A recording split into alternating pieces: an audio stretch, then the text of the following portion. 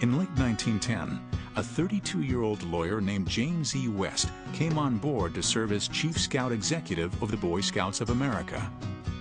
His important initial accomplishment was to oversee the first official Boy Scout handbook, which came out in August 1911. It had sections on woodcraft by Ernest Thompson Seton and contributions from the Audubon Society and the U.S. Geological Survey. The handbook also spelled out the oath, as Scouts would take it for the next 100 years.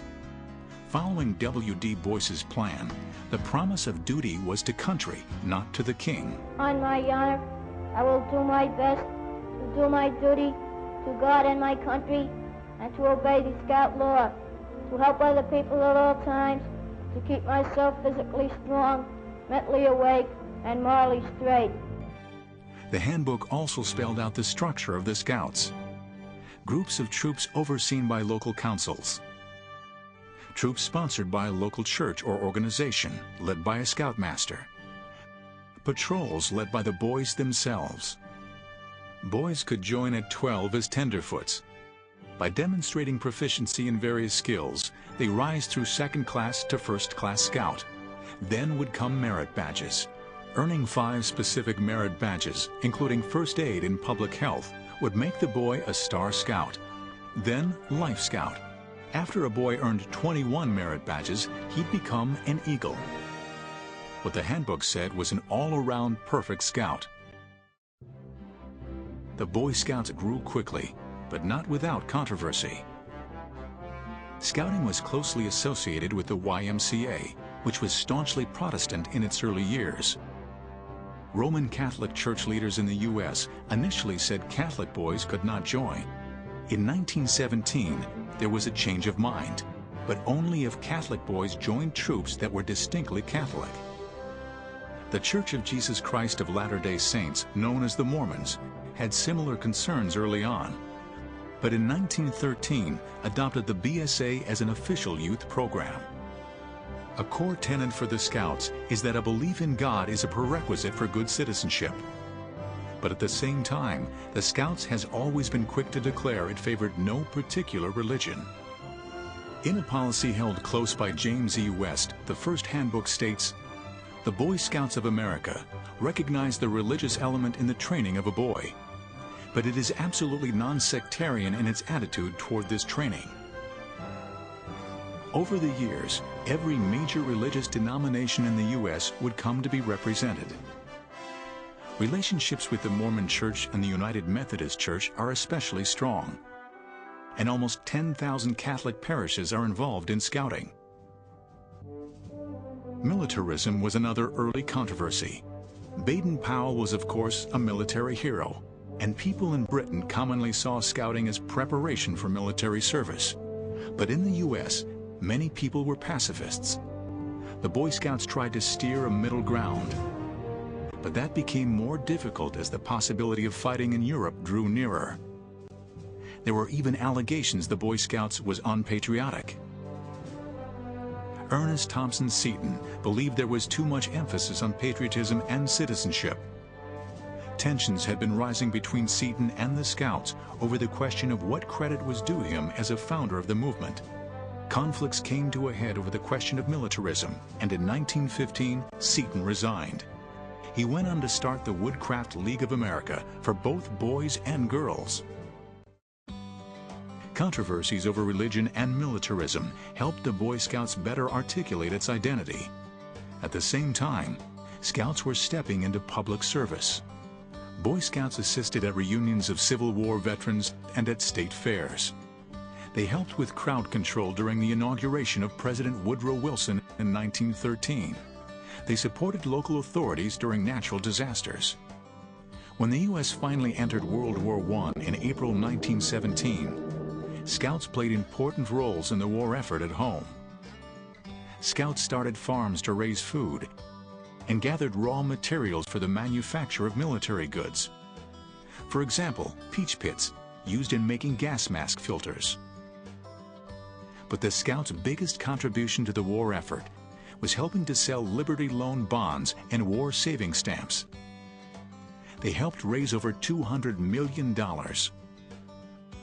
Boys across America clearly wanted to help their country as scouts, and membership more than doubled during the war years, rising to 420,000 by the end of 1918.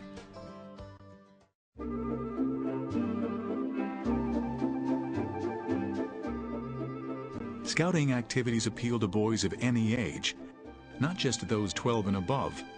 So the Boy Scouts had to grapple with what it always called the younger boy problem. Here is the Wolf Cub Book. It tells what the cub must do to become a wolf. What are the requirements like? Well, to become a wolf cub, a boy must demonstrate the proper respect due the flag, and make some handicraft article. He starts a collection of some kind.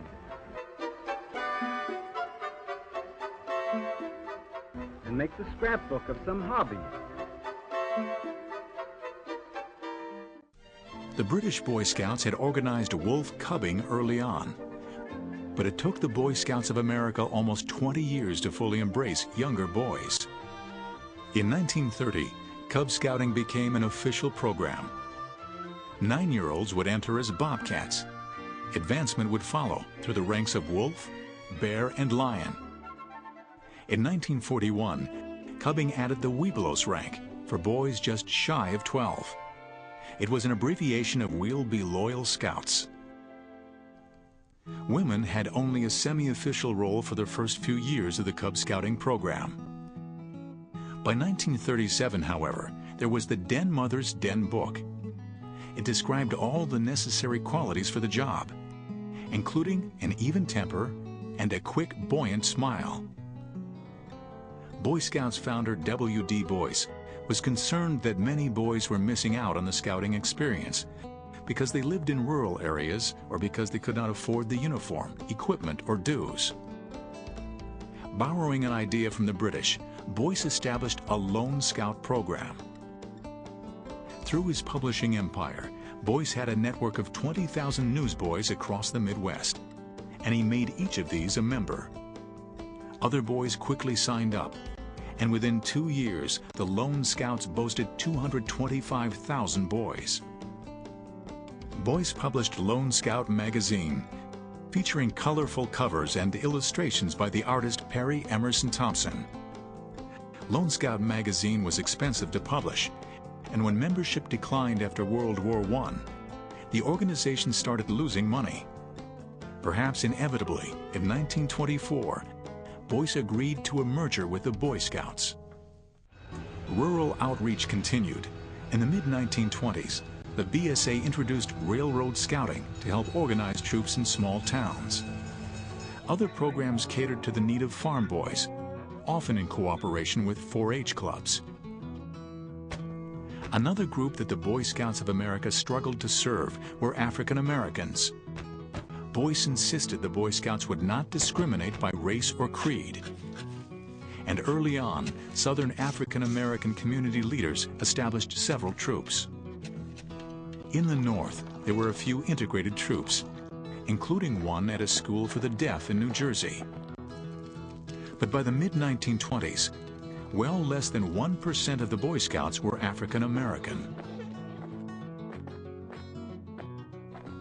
In the 1930s, the Boy Scouts struggled with the rest of the nation during the Great Depression.